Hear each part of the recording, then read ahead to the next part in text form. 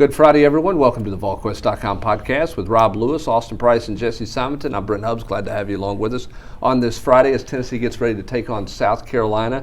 The million-dollar question, guys. Who's going to be under center? Who's going to be the quarterback for Tennessee? Brian Maurer spent Wednesday in Nashville having some further exams and evaluations on things with his head and neck and concussions and all that stuff. And then we've seen Jerry Garantano and J.T. Shrout rep equally. And in fact, I think you could make a case that Shrout's got more reps than Garantano has in the time we've been out on the practice field. So let's assume Maurer's out, which I think doubtful is how it's been cast by Jeremy Pruitt. Assuming he's not playing, what's Tennessee going to do? What are they going to do at quarterback? No good answers from where I'm sitting. I mean, you either play a guy who most fans hope they never see under center again, or you play a kid who's barely seen the field and who we have all heard big arm, big problems managing the game. So it's going to be beyond interesting. I think they've done everything this week to crash course J.T. Shrout into plan. Certainly seems that way. I mean, he's out repping JG when we go off the practice field. He's out repping him when we're on the practice field. They're crash coursing this kid, much kind of the way they did Brian Maurer a few weeks ago when they made the move from JG to Maurer. Is that so if JG struggles and they have to go to Shrout, he's more prepared? Is that because Shrout's going to be the guy? I don't know. But, I mean, it's pretty clear that they're doing everything they can to make sure if he is the guy under center, he has got as much knowledge as he can possibly have. He's had as many reps this week with the number one guys as he can have. And, Rob brings up the game management stuff. I mean, I do think there are things where you can just totally just vanilla it with him, and he can get in and out of the place, he can hand it off, he can take some chunk shots down the field, which is more along the lines of his bread and butter, and lean more heavily on Brandon Kennedy on Trey Smith and Juwan Jennings to help get you in and out of the huddle. I mean, as we're sitting here, shortly out of when Tennessee's going to play a huge football game in terms of the importance of the rest of their season, from my vantage point, if Shrout starts, then Derek Garantano is going to play. I would be stunned if J.T. Shrout played a whole football game on Saturday. Conversely, if JG starts, I think you're more likely to see a little bit more of that Mississippi State. We talked about it previously on the roundtable. Probably the Mississippi State game plan, where it's very conservative, it's quick RPOs, and it's kind of get it to the fourth quarter playing some slobber knocker, running game, defense, and it's kind of which team can kind of out punt and outfield position the other. With all that we've heard behind the scenes about Shrout, even with all the mistakes that we have actually seen with our own eyes from Garantano, I would be surprised if he lasted the whole game. And it's an interesting decision because if you start Shrout, you know that if things go poorly, you would have to turn to the veteran, and yet that's when the fans are going to start booing when you put Garantano in the game, or do you just start Garantano and get the booing out to begin with and then kind of go from there? Well, right. I mean, that part's going to be there whenever, okay? So obviously the coaches are not worried about the booing element of it. Look, here's Jim Chaney. He looks on tape.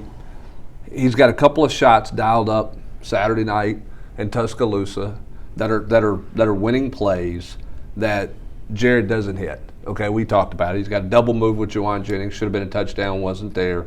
He had the rail route that was going to be a big play, wasn't there. So he's watching Shrout and thinks Shrout can make those plays, but then where's Shrout in terms of being able to manage the clock, game manage, get you in and out of a run game situation that you need to get in and out of, all those things. What's an easier fix for Jim Chaney?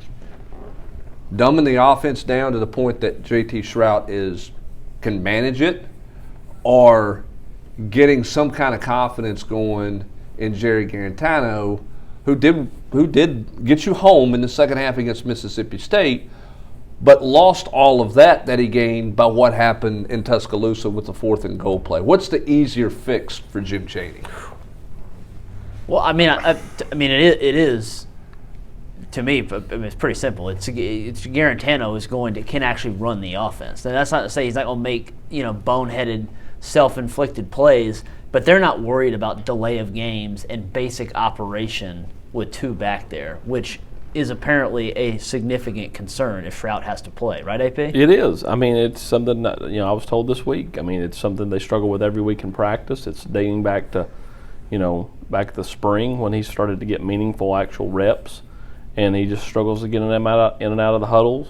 There's delay games in practice. There was a delay game Saturday night in Tuscaloosa. You can't be playing 1st and 15, or if you pick up 8 yards on first down, you can't be playing 2nd and 7 instead of 2nd and 2 because you can't get out of the huddle on the next play. And this didn't even discount the fact that Shrout has the propensity to throw the ball to the other team. Let's face it.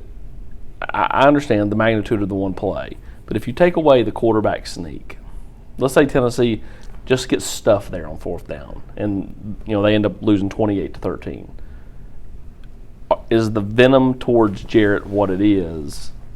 It's really that one place what's got it went from really bad to much worse. So I agree with Jesse as far as being able to get them home, manage, and all that stuff. Easier fix it's a is nose deal. I'm not saying this is a great. It's just, I'm not advocating. And I'm not disagreeing with either one of it. I'm asking a question. If you're the guy and sitting in a room making $1.5 million and you're coming up with a game plan, is it an easier game plan to come up with to where you say, hey, Brandon Kennedy, you handle protection stuff up front. Tim Jordan, you help with protection stuff because you've seen it, you've been a veteran, and let's go play with a guy who's got an arm that's going to have a chance to complete some hole shots, or let me spend the week trying to recover from the disaster of Jared going on his own, okay, and trying to get my confidence back in him to put a game plan together around him. I'm asking which one is easier for Jim Chaney. I don't know that there's an answer to it. I'm just asking it out loud. I'm with Jesse. As bad as fans don't want to hear it, I think Jarrett gives you the best chance to win an SEC football game right now. And I'm not saying that's a solution that anybody's going to like, but with the way we've seen and heard about practice reps being divvied up, my thought is they're getting Shrout as ready as possible so that if Guarantano does go in and throws a pick early, or just blunders and looks terrible, then they have an option. It's not like they're sticking Shrout in there without having. Yeah, because the last thing you want to do. I agree with Jesse from the standpoint of, if Shrout comes out, throws a pick early, is like 1 of 8. And you've got to turn to JG. All of a sudden he's become the quarterback version of Ryan Johnson, the guy that the coaches don't really want to play, but they keep having to turn to. That's just kind of the truth. I think it's easier to start JG and go to 12 than it is to start 12 and go to 2. Yeah, I agree with that. But what if you start 12 and he is bad to the point that fans are like, okay, we get it. Because you got some fans who go, well, we heard all preseason about JG was the best one. Brian Maurer's not ready. He's a loose cannon, and he's all this. And then all of a sudden they put Brian Maurer in the game, and everybody goes, wait a minute. What the crap was everybody talking about in August? This guy throws it on time. He gets it in the guy's hands. He's accurate with the football. He's not perfect by any means. He threw 2 red zone picks against Mississippi State, but he's got them moving in the right direction. So what did everybody miss about Brian Maurer? So if they missed it about Brian Maurer in August, who's to say they're not missing it about JT Shrout right now? Well, yeah, his first throw at Alabama, showed his just raw arm strength. That was a heck of a defensive player. Yeah, he went back there and uncorked it and just threw the pill, and it was a 40-yard, and it almost was a completion. And then he took a delay of game the very next play, and so I get what you're saying. And the staff would, the staff would gladly take those questions if Shrout goes out there and lights up Will Muschamp's defense, even though he's the 3rd-string quarterback. They would gladly. I'm going to circle back. I had the piece Wednesday or Thursday. Just about ultimately to me, this is going to come down to Tennessee's offensive line and the run game, anyways. And I think regardless of who they put back there, the fact that that's a group that is starting to gain some confidence, that has some cohesiveness. They played, for the first time all season, the same 5 played every snap together. There wasn't this rotation. Now maybe we see some Jameer Johnson at left tackle where he's worked this week as just maybe kind of a sub, to give a guy a break or two. But I think they're going to roll with that 5. They clearly think that Tim Jordan, who's now taking number 1 reps in practice as well as taking, 65% of the snaps against Alabama, that's kind of their horse. And I think they're going to ride with those guys. And I think Pruitt's going to challenge them and say, hey, this is a game we need to win, and y'all have to lead the way. No, I don't disagree with it. And look, of all the groups out there right now, Rob, I think they have the most confidence of anybody in terms of growing confidence. The defensive line's gotten better, no question. We know the wide receivers believe in themselves. But when you think about where the offensive line was a year ago, when you think about where they were against Georgia State, and early in the year, that group's got to have more confidence than they've ever had right now. And probably relish the challenge from their head coach. They certainly did in the second half against Mississippi State. Yeah, I was going to say. I mean, to me, the best thing this team has done this year was the offensive line on that last drive against Mississippi State, going 91 yards after it'd been cut to a 3-point game. And then you look, there was that late drive before Guarantano's gaff on Saturday. That was a big time drive. I mean, that wasn't pieced together by a couple big plays. I mean, they moved the football consistently in the fourth quarter on the road against the number 1 team in the country. I mean, based off what they've done the last 2 weeks, I think it's been years since we've seen offensive line play. I mean, and it's not great. I'm not saying they're the best in the SEC, but you can see them. I mean, really see them getting better. Is this challenge for the offensive line bigger, though? I mean, Mississippi State came in giving up 190 yards a game on the ground, something to that effect when they came into the game defensively.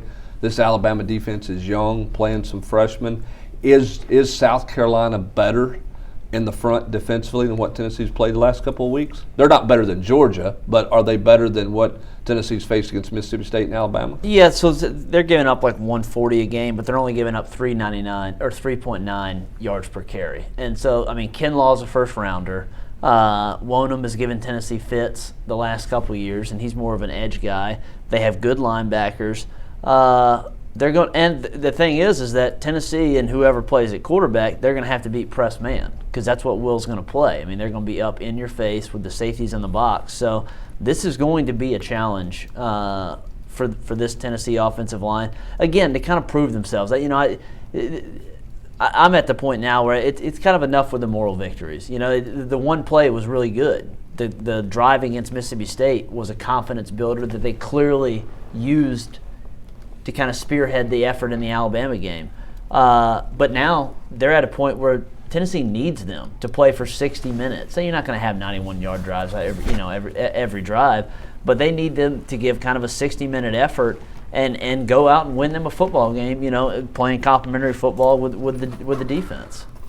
Well, I mean, there are no more moral victories for the year. I mean, everybody else is. Well, that's why I said that. I wrote. I mean, the cup has runneth over. I mean, it's time to start winning games. Yeah, I mean, there's no victory that's moral for these for these next 5 games. Look, I mean, they're all winnable. These games you're supposed to have a chance in. Yeah, a legitimate chance in all of them for sure.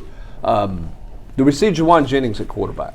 Yeah, I mean, I think you've seen him the last couple of weeks in these, whether it be a trick play that Mississippi State snuffed out pretty well, or running the Wildcat down near the goal line. Yeah, I think you see him some there. I mean, I don't know if you see him 10 plays, but do you see him 3 or 4? I think so. I'd put him back there 8 to 10 plays. I wouldn't call it quarterback. I mean, I think you'll see him in the Wildcat. But will they have a pass play in? I could certainly see that. But I can't imagine Jim Chaney's got a lot of confidence in Guarantano. So if I could limit his snaps and feel like, if Juwan could give you something out of that package, I would use it pretty liberally. Hell, you could see as many as 4 guys play quarterback. If we think both 12 and 2 might play, if 15, I mean, it was Tim Jordan that was going to take the goal line snap on one of those. Right. Well, he did. He took one on the second down play. Yeah, took one on the second down. So, I mean, I would not be surprised if Tim Jordan got, that's a very traditional Wildcat type play. Juwan being back there obviously presents a little more challenge for the defense because he does have some quarterbacking in his background. But I wouldn't be surprised at all. I don't know about 10 plays, only because again, it's This dicey. this may be a low snap game. Yeah, this may be a low snap game, and this may be obviously it's a game you really need to win. But how much pounding can Juwan is as healthy as he's been? How much pounding can he take running 10 plays like that in terms of the repercussions of what that would mean for Kentucky and Vanderbilt and some of these other games you got to win? And you also might have rain, which is always a challenge because you got potentially a freshman quarterback who's probably not played, a redshirt freshman, who's probably not played a lot of rain games in his life, and then you've got trying to get the ball to a receiver, playing out of the Wildcat or playing there. I'm saying that's not. It's another element. That's an element to the game. And remember, South Carolina played in a monsoon a week ago, so they've got a little more confidence in the rain. Another element of who they decide to go with at quarterback. I mean, if we believe this is going to be a run-heavy deal, Tennessee's been running a lot of that stretch play, under center, some of that power with Pope back there. Stroud hadn't taken a snap under center before, he got to Tennessee. How is he comfortable with doing that, 30 times? Or is that another reason that they may go to 2 because they believe that he can at least not mess up a snap? Going to be fascinating to see how Jim Chaney manages this game. I think that's the bottom line. We can sit here and speculate for another 30 minutes on the podcast about what do they do this or that. It's going to be really interesting to see who they play and what the schematic plan is for that play. Going to earn his money this week. I think so. That no question about that. And I think Jim said, I think his last 2 weeks have been his best 2 weeks. I really do. I thought his plan, once they got the lead against Mississippi State, I thought he managed the clock, managed the game pretty well in terms of his play calling. I thought he dialed up some nice stuff against Alabama. It didn't always work, but I thought he had enough wrinkles to give yourself a chance to be in that game against Alabama. I thought he certainly saw some weaknesses that he attacked. But I thought his last 2 weeks was more to his offense's capability as opposed to this is my offense and this is what we're going to do. You guys have to do what I do. It's been much more. He's been let's malleable. do what you can do. Yeah, and he's been malleable. Yeah. Each week he's kind of tweaked it to what kind of suited both the situation, his personnel, success rate. I mean, he kind of has proven that malleability and that versatility that he came in. That everyone was talking about this spring. All right, let's flip it over to the defensive side of the ball. You got Ryan Helinski, who's a little bit beat up, banged up. Will Muschamp's talked about how they've got to get more explosive in the passing game. It's been much too pedestrian throwing the football. Running the football, they've been pretty effective. What's Tennessee's biggest challenge in this game in terms of South Carolina's offense, which has not exactly been explosive at times, but it has been certainly salty. Yeah, and Tennessee's catching a break with Dowdle being out. Muschamp kind of did end up confirming that Wednesday night that Rico will not play. But they do have Feaster, the former Clemson tailback. He's averaging, I think, over 6 yards a carry, and he's big. I mean, he talk about pushing the pile forward. He moves forward, so they're going to have to both stop him. And then the thing that Helinski has been most successful at is not all that different than Brian Maurer. He's been good at those quick RPOs.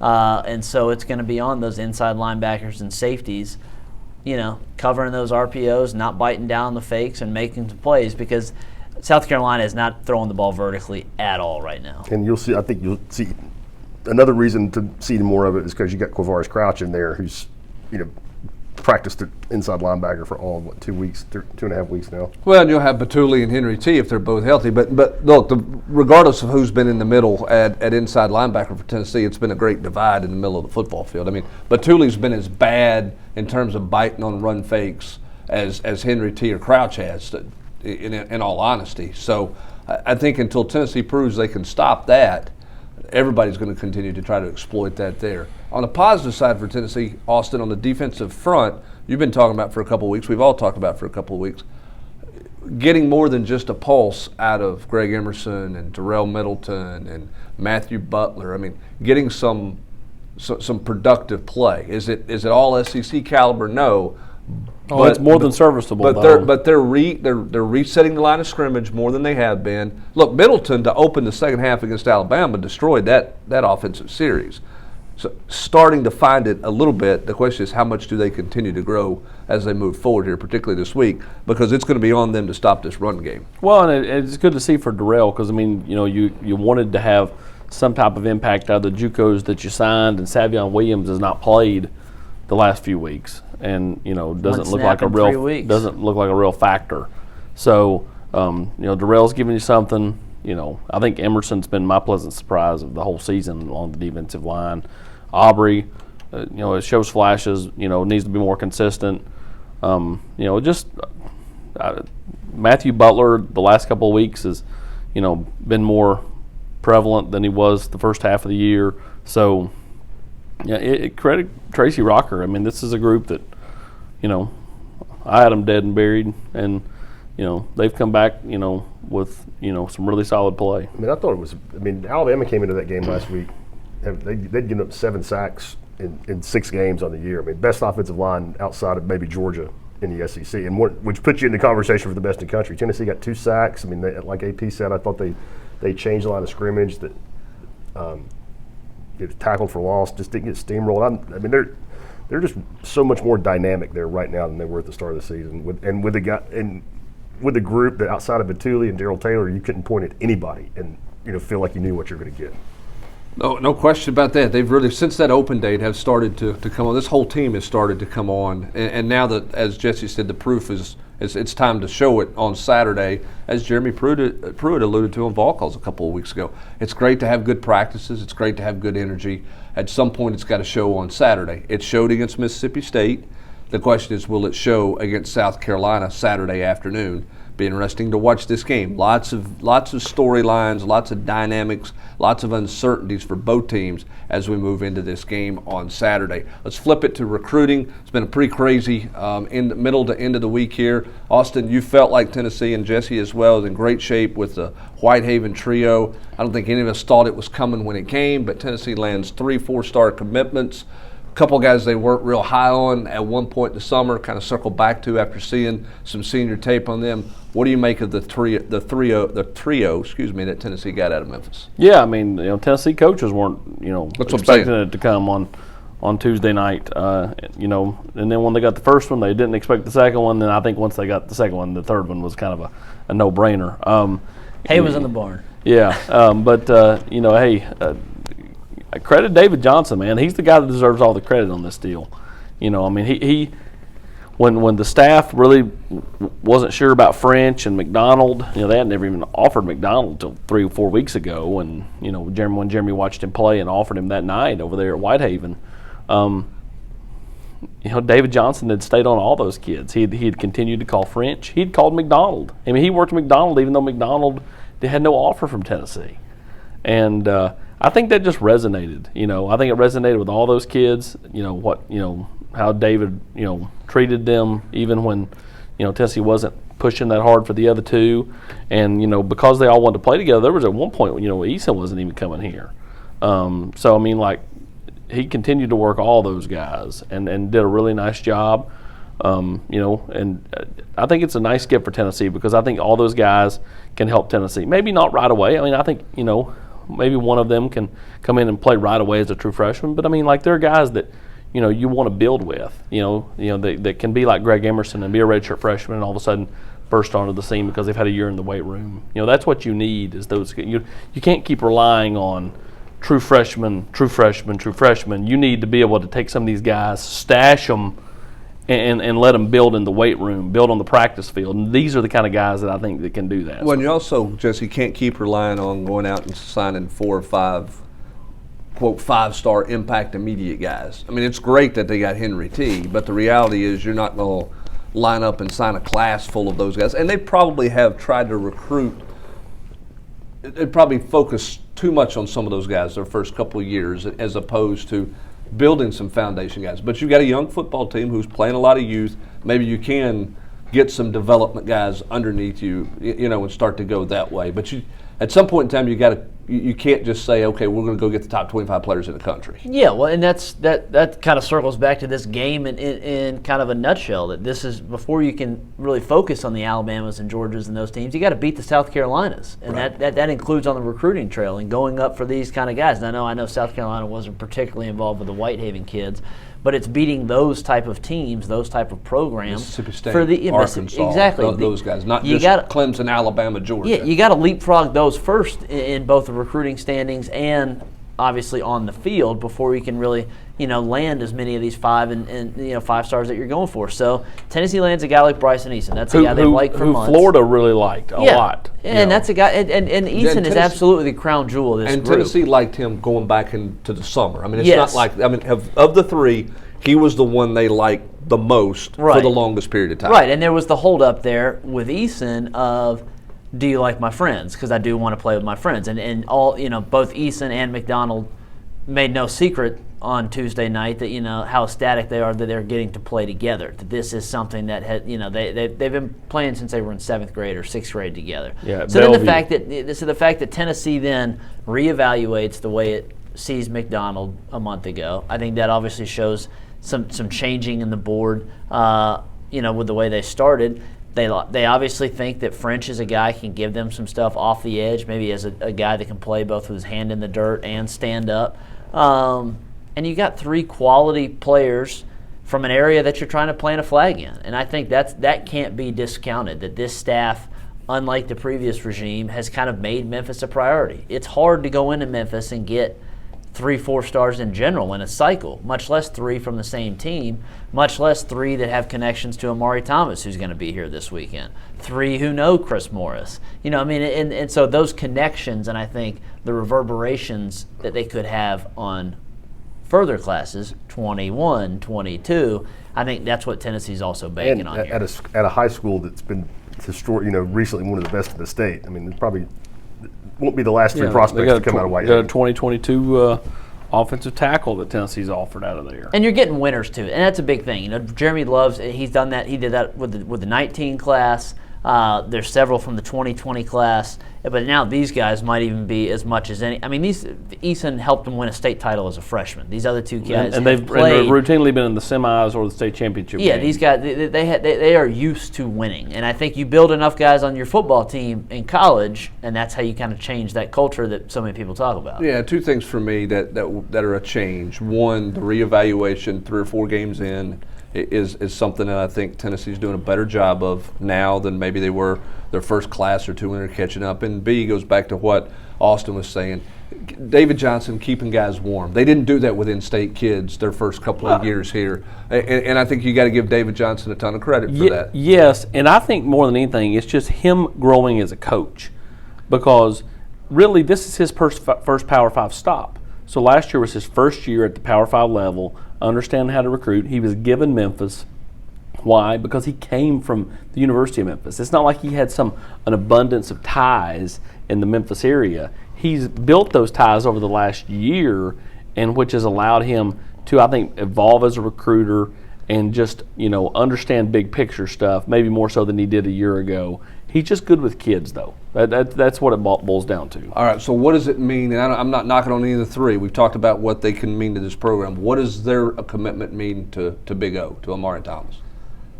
I think it helps. Now, it's a feather, but that's it. AP has been all over this, and we had it in the war room. I mean, I think a huge part about Amari Thomas right now is just, again, it may be in-state, but distance is a factor, and the fact that it's a short drive for his parents who both still have jobs. One working late night shifts. It's going to be tougher, for them to come to football games at Tennessee than it is to go to Ole Miss, and I think that potentially could be on the holdup because Jeremy Pruitt has made a strong connection with that family, and Amari really likes Knoxville, and so I'm not at all suggesting that Tennessee can't beat out Ole Miss. I think that right now is probably the lone holdup. But the good news for Tennessee is they got this kid back on campus twice in a month now, and they're in a good spot, and he's not going to make a decision anytime soon. Yeah, I mean, at least that's the plan. Yeah, that's the plan. It could change. Much like the Whitehaven boys who were going to wait till the state championship game and then popped on Tuesdays. Yeah, I think it's a feather, and I think that's all that it is. Okay. I think it helps. It's definitely a bonus. It's a plus. But it's not the end all. But I don't think when it gets, when the rubber meets the road, I don't think, because Bryson Eason and the boys went to Tennessee, he's going to go to Tennessee. I think if it's apples to apples, that's a nice bonus. I do have buddies up there. Let's Gotcha. go there. Okay. Quickly on visits this weekend. Big O's going to be in town. Jay Hardy's going to be in town. That's a big one because he's taking that official right now. I think he's getting close. would not surprise me at all. Auburn thing not as big of a deal? Auburn and Florida, I just think that I think he's known for a long time he wants to go to Tennessee. I think that's why because he was going to wait to take his official till, late November, early December, and it's pushed up to this weekend. I think there's a reason for that. Team's playing better. 3 guys jump in the boat on Tuesday night. Couple commits coming back into town important too, I think. Okay. James Robinson, getting him back up here. Art Green's on an official visit. First time he's been back since he committed. And then the one to watch will be does Keyshawn show up. Yeah, I mean, Keyshawn's been so pro-Tennessee this week through Tuesday night with all the Whitehaven kids, even into Wednesday's Springer announcement. I mean, he's been very proactive about Tennessee on Twitter, and which backs up everything I've been told, that Oklahoma was just a fun trip, and that was all. But you got all this momentum. You got to deliver on the field on Saturday. Yeah. That's why this game is huge. important. This is the last big recruiting weekend of the season, really. Right. I mean, I know UAB's a night game, Vandy, whatever. But this is going to be like kind of the crescendo of because you're getting Jay Hardy and Amari Thomas. Those are 2 of your biggest guys. I would not be surprised, obviously, if Barron's back in town. You mean stays in town? Stays in town. Well, if he's not going somewhere else this weekend, I don't think he's going up to Kentucky. So.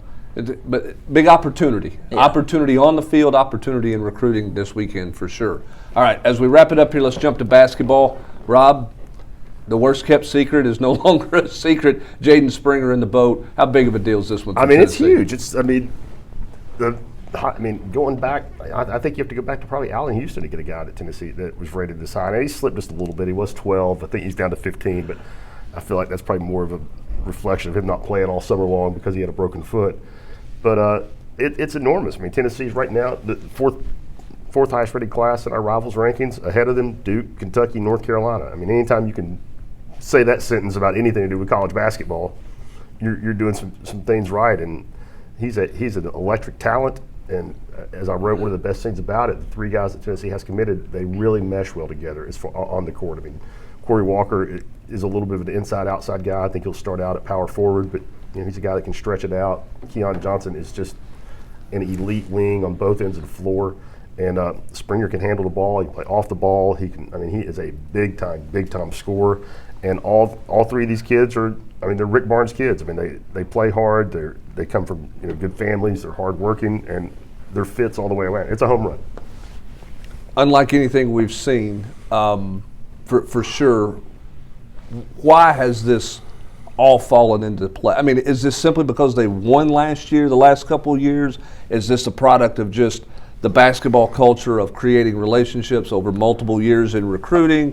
Why has this fallen into place the way it has with this class? I think it doesn't happen if you're not winning. I mean, if they're 15 and 16, they're not getting it. But I mean, that's a big part of it. But I think you touched on one of the other parts of it is that the relationships. I mean, Tennessee offered Jaden Springer when he was a freshman. They offered Josiah James when he was a freshman. They were the first team to offer Keon Johnson a scholarship in the fall of his sophomore year.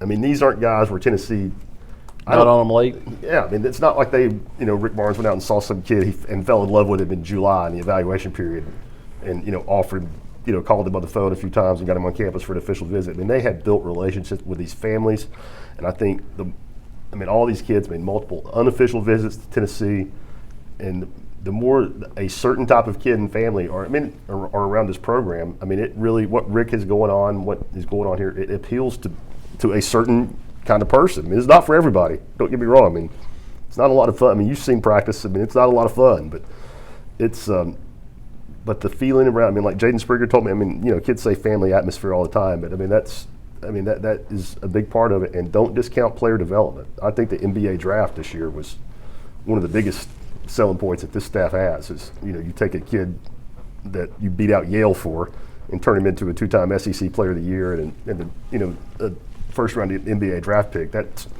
a selling point. I mean, and that same for Admiral, same for Jordan Bone, and that there's a lot of reasons why it's rolling like this right now. But I mean, just the biggest one I think is Rick, the culture he's built here, and the way that the assist. I mean, this staff does a great job of rolling up their sleeves and getting to work and really building relationships with these guys. What's the one area Springer's going to have to work on? I mean, you said elite score. Is it the jump shot? Is it defense? He's like just about any high school kid. I think he's got to to really be like a top 10 NBA draft pick, which he's got the potential to be, he's probably going to have to shoot it a little better. Because right now he's so strong. He's 6'6", 205, 210, and kids just bounce off of him. I mean, he can get into the lane, he can take contact and still get to the rim, and that will stop being the case as other guys. He plays against great competition right now, but he's just so more physically developed than a lot of guys. And that's another thing I really like about Springer. Playing at IMG Academy, got there as a junior. He's used to playing with great players. He's not somebody that you're going to have to. Where he's going to shoot it 25 times a game. He's used to playing with. He's been there 2 years. He's probably going to have played with 8, 10 NBA first-round draft picks by the time he gets to college. And fans will get a chance to see them play in January. It's in November. When's that game? January 25th. Oh, okay. January 25th. They're coming to Knoxville to play. Catholic. Going to play Catholic. Who has a young guy, we'll read about him in the War Room. BJ Edwards, a lot of people already know about him, sophomore. I wouldn't be surprised. He's got offers from Auburn. And I wouldn't be surprised to see him have one from Tennessee here in the very near future. Yeah, BJ's a stud. Now, he's a smart kid, plays good defense. I mean, he plays for a defensive-minded head coach over at Catholic, and Mike Hutchins. And so, BJ's originally from the Tri-Cities, moved down here to play at Catholic, and plays alongside those the big 7-footer that's also the a two sophomore. Nigerian kids who are really freakishly athletic. But BJ to me is the bell cow of that team just because he can shoot it from the outside, he plays defense, and he handles the ball from the point guard spot. Interesting. And there'll be another couple. Brandon Huntley, who's originally from Clarksville, who's at IMG, he's currently a sophomore. He could reclassify. That's a guy that's going to be a big-time Tennessee target as well. Wow, several guys in town for that game, obviously highlighted by the fact that fans will get to see Springer. Fans will get to see this Tennessee basketball team in its current state next Wednesday night as they open up exhibition play. Is that not right? Next Wednesday night, the night before Halloween, against Eastern New Mexico. Eastern New Mexico. Rob, as we run out the door, how healthy is this team? I know that's been Rick Barnes' concern. Are they getting there? Josiah did not go this weekend in scrimmage, or last weekend in scrimmage. It did not practice as of Wednesday. It's not, I don't think people are freaking out about it, but he needs to practice. If he's going to be effective early in the season, he needs to get on the floor. Devontae Gaines broke his thumb a while back. I think he's pretty close to being out, and he's a guy I think has a real chance of being in the rotation. So those are the big concerns right now. All right, so we get a chance to see this team next Wednesday, but first it's seeing this football team and who plays quarterback, what's this offense look like, and how does this game shake out, and a big matchup and a big opportunity for Tennessee on and off the field this weekend. That's going to do it for this edition of the Volquest.com podcast. For Rob Lewis, Jesse Simonton, and Austin Price, I'm Brent Hubbs. Thanks for joining us. Have a great weekend, everybody.